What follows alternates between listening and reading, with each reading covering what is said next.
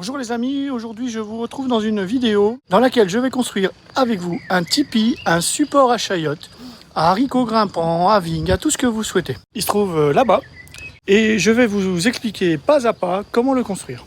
You say that I'm psychotic, but then you like it like that.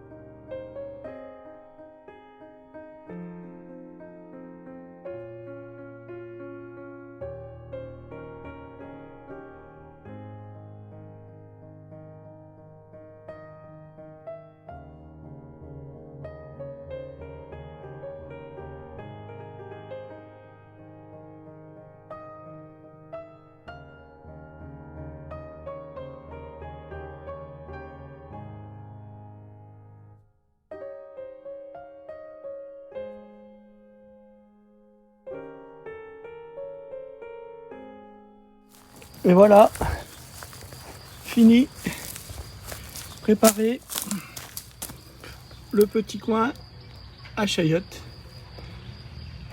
Alors, en dessous de l'herbe, j'ai retourné ma terre et j'ai enrichi en compost bien mûr. J'ai mis de l'herbe dessus pour rajouter un petit peu d'azote d'ici une dizaine de jours. Ça va se transformer en foin.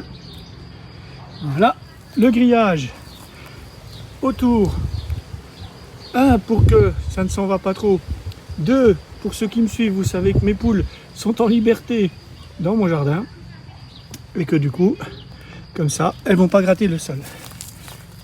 Tiens. Bonjour vous. Voilà. Ma tour prête à recevoir la chayote. Alors j'avais déjà essayé de faire des chayotes à Dijon, mais elle avait plutôt bien poussé, mais elle n'avait donné que 2 chayotes et 2 petites chayotes Récup.